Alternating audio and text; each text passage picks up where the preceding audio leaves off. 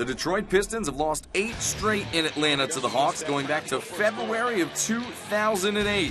Josh Smith had a big first half, driving there for the slam, and then stepping outside for the three. He had 21 in the first half, the most in a half for him this season. Hawks led by 5 at intermission. We head straight to the fourth now, and things are getting out of hand. 89-68 with a Deshaun Stevenson assist to Anthony Morrow for 3, but that is when the game would begin. Detroit using its bench effectively here. Will Bynum cuts it to 10 with just under 4 to play.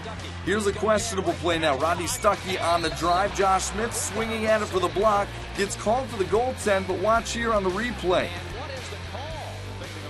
Did that ball get off the window? No, it didn't even look like Josh Smith touched it, but did he interfere with the rim? That's the question. Anywho, it's a 2-point game, and on the drive, Will Bynum kicks it out to Austin Daye, and Detroit takes a 1-point lead after trailing by as many as 22 early in the fourth quarter. It's 101-100.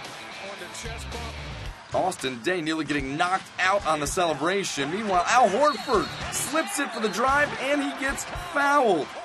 Rodney Stuckey would get injured on the play, but he would return. 1.8 left to go. Al Horford at the line for 2 to seal it for the Hawks. Makes the first one. Tied at 101. Horford for the lead.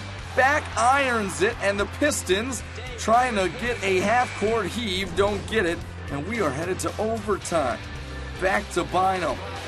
Going reverse. He had 31 off the bench, 1 short of his career high, and Detroit now leads by 4 in overtime. Back to Horford. Rock solid for the Hawks, 22-10 for him. And now we're tied at 108 after the Hawks tie it up at the line. And Bynum, with the ball in his hands, gets the drive past Smith, and that ball just rims off. Atlanta calls a timeout with 3.3 to go. Take another look at this. He blew by Smith, but couldn't get it to roll in. Josh Smith, a chance to be the hero, working in the paint. The fadeaway, short. Smith had 30 through 3 quarters. He finished with just 31 in the ballgame, though.